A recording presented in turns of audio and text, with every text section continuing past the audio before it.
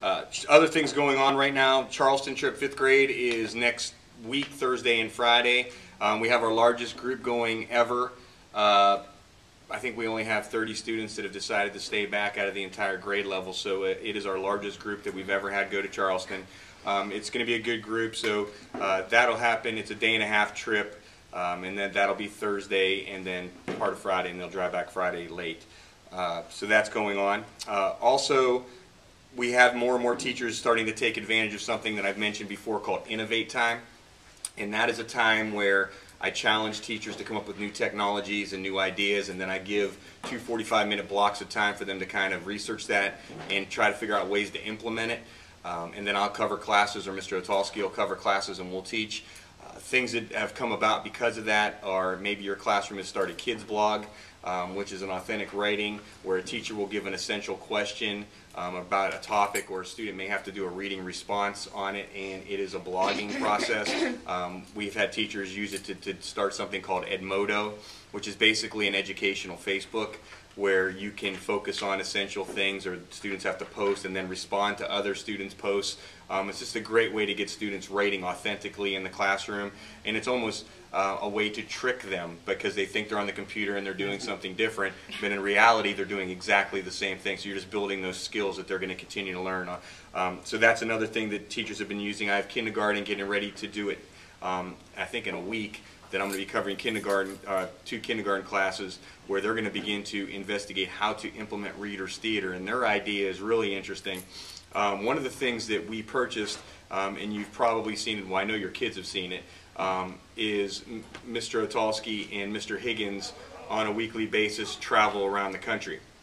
And they base it on Hustling Hawk Miles, and it's tied into our healthy initiatives where kids can go out and they walk laps, or they run so many laps, and they keep track of them and they turn it in every week, and we go so many miles.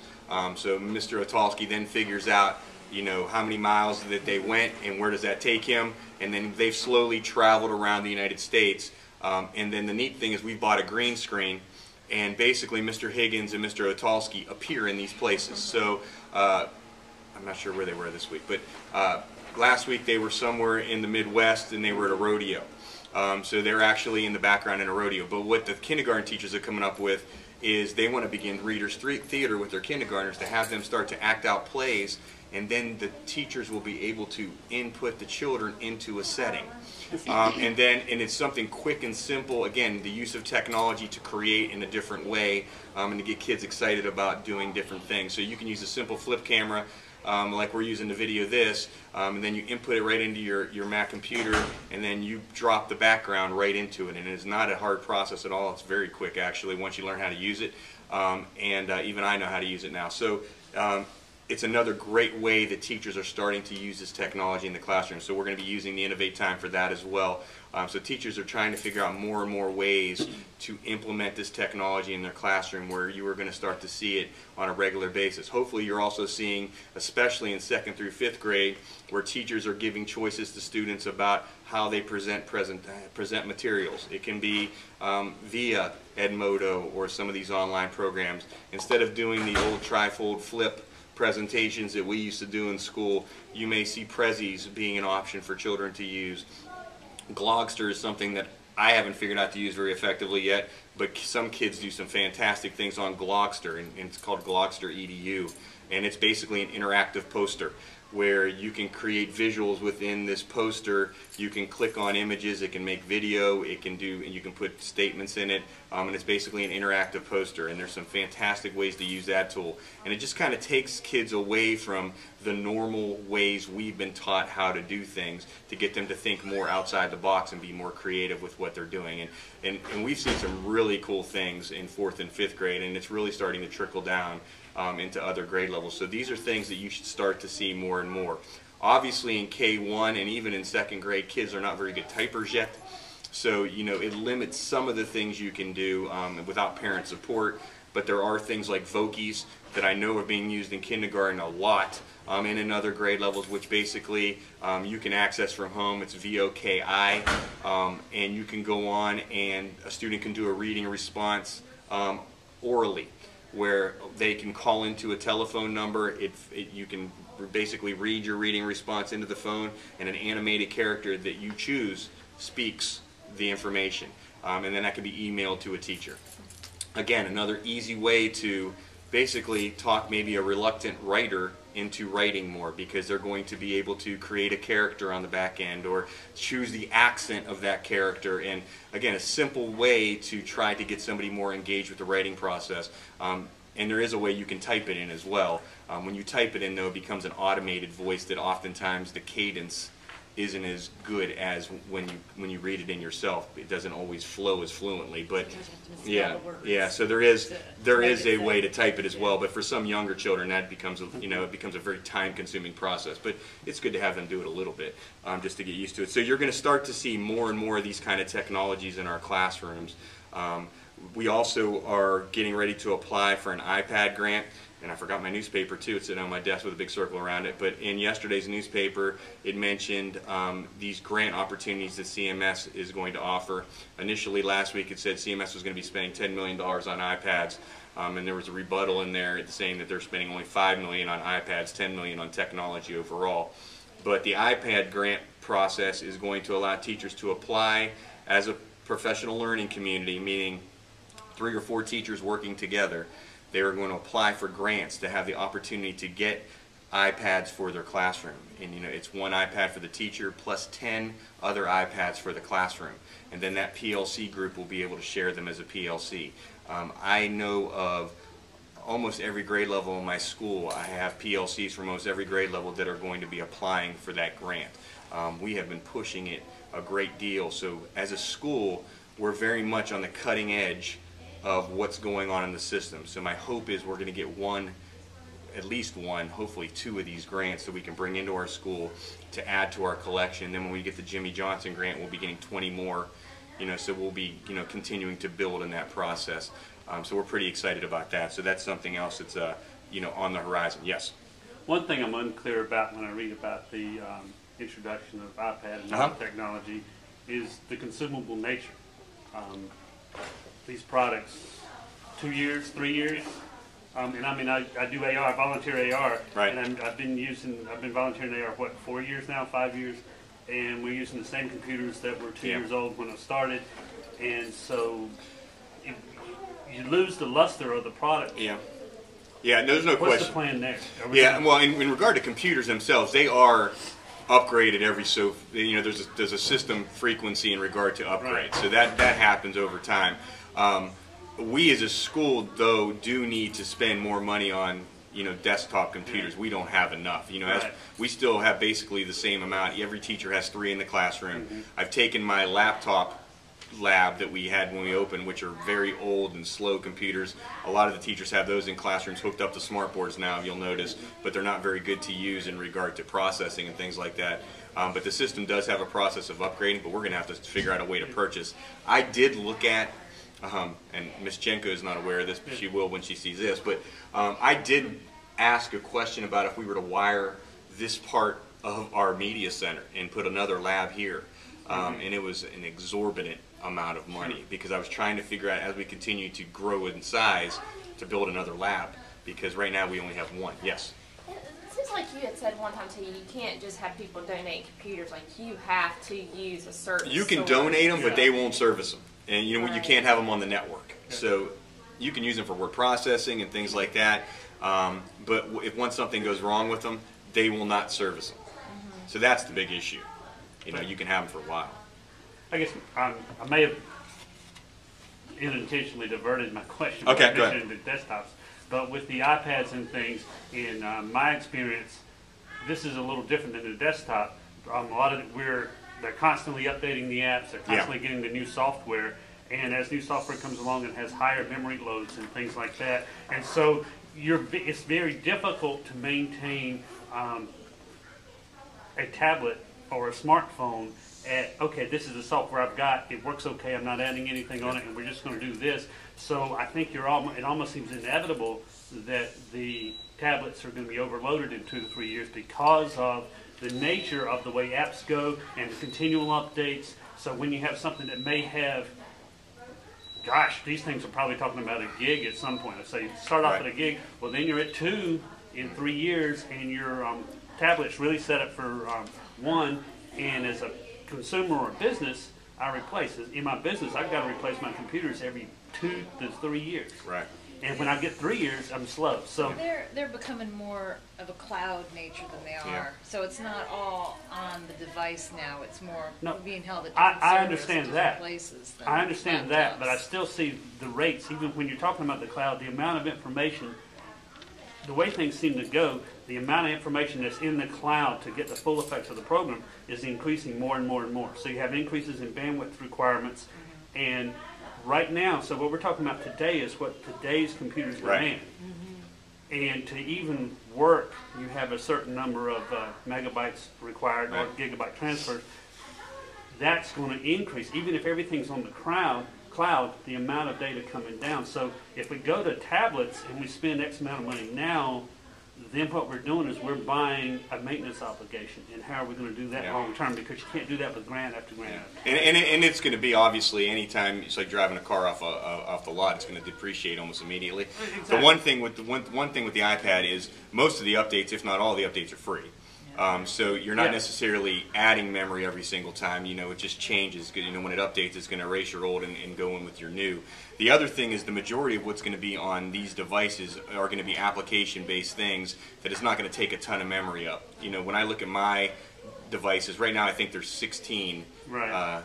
right now in regard to the memory. I think eventually iPads will have a memory piece tied into it, even though these ones don't. But we'll have to create some kind of plan to replace over Right. time, just like anything else. Yeah. Just similar to Smartboard.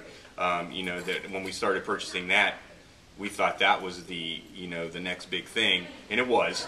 But the way technology is evolving, I think that's going to be a constant challenge. So it is something. Though we're at the surface level of it, it is definitely going to be something we have to talk about.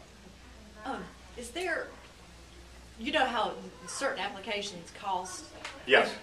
How is there something that Apple that would allow, if you need all the teachers to have the same application, is there a cost-effective way for every single one of them to have that same application without it costing Apple is $20 per? Apple is not a foolish company. So they basically do education bundles. Oh, okay. They set prices based on bundling. So when you one of the things that I've actually asked our PTO for, I just did it yesterday, but you have to have a Mac device to kind of control all these things. And basically, you'll plug all the iPads in, and based on what we choose, there'll be a cost to the school.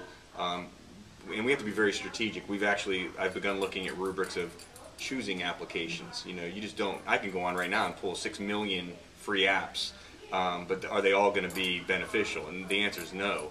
A lot of them are rote memorization kind of things, which fluency is important, but it's not problem solving and different things. So we've started looking at rubrics that exist of what makes a good application, why do we want this, and then you can bundle them and get them on multiple devices for a cost. Okay. Yeah, so absolutely, you buy it once and then it would download onto, yes. Yeah. See, I mean, they want to monopolize your business, so they have very much have an education based to almost everything they do. So they have very much thought out how that attack plan from their perspective. Now it is going to be very interesting from our perspective, and we have a few pilots going on in our system right now. So that's a good thing, that hopefully we won't have to go through some of the growing pains that some other places have. I know there's one school in South Charlotte that an ESL program has started to use them, that they received a grant for, and they're kind of going through this with one of our technology people. So I've been in pretty good contact with her, as well as Jill Thompson, one of my facilitators, and when the time comes, we'll have access to some people that can kind of navigate these waters to try to make it efficient. But like Mr. McClure said, it is going to be by the time you get these in the building, what's next? There's always going to be something else out there, and it's going to be a constant thing. Do textbooks go to tablets? There's just so many things out there that we have question marks on in regard to where this all goes.